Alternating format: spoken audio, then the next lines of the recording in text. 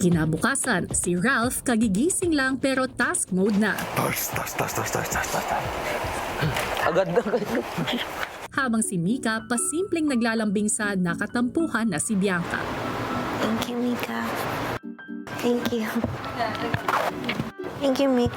Maya-maya, si Bianca pinaghanda naman ng pagkain si Mika. Ay, pwede ba check nung pinost ko na breadcrumbs ko? Ang cute naman yan, Diyan. It's for you, Mika. You want? Gawan kita. It's bestie. Can you give it? Can you give it? Aki. Ikaw na.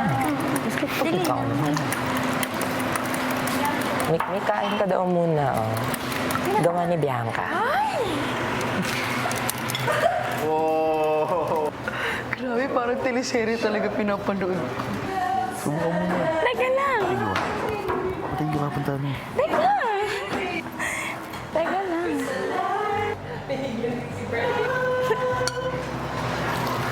Thank you, Bianca. Alig. Kasi, Higilig ka. Ilang sandali pa ipinakuha ni Kuya ang kahon ng bawat duo para sa pagsisimula ng kanilang weekly task. Pagbalik sa loob ng bahay, ang task leaders ang unang duo na sumalang at nagsimula na ang 10 minuto nilang hatian sa oras.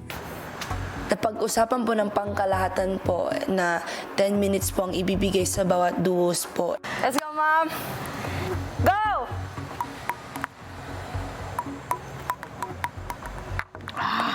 Sa simula pa lang, ramdam na nila ang hirap sa pag-shoot at pagsalo ng bola.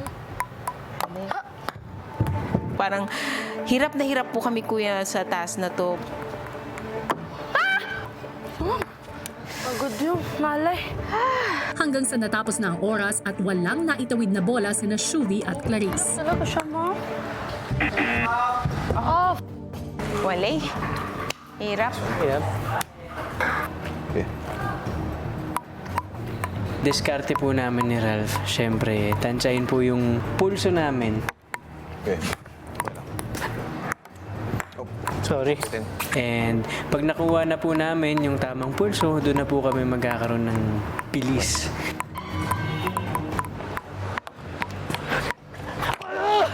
Okay lang, progress bro, progress.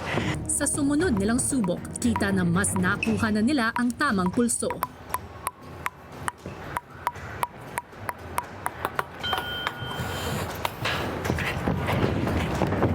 Tuwing pumapasok yung bola sa lalagyan, sobrang nakakatuwa po. Kasi syempre, isang bola po ay napakalaki po ng halaga. Hanggang sa inabutan na sila ng ulan pero hindi nagpapigil ang Rawi sa pagtawid ng bola.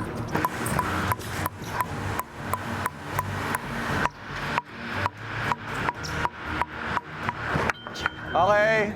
Kung nakatatlong bola sina Ralph at Will, ang sumunod sa kanila na sina Charlie at Isnir, Sorry, ate. It's okay, it's okay. bigo naman na makapagpatawid ng bola hanggang sa matapos ang kanilang 10 minuto. Yeah?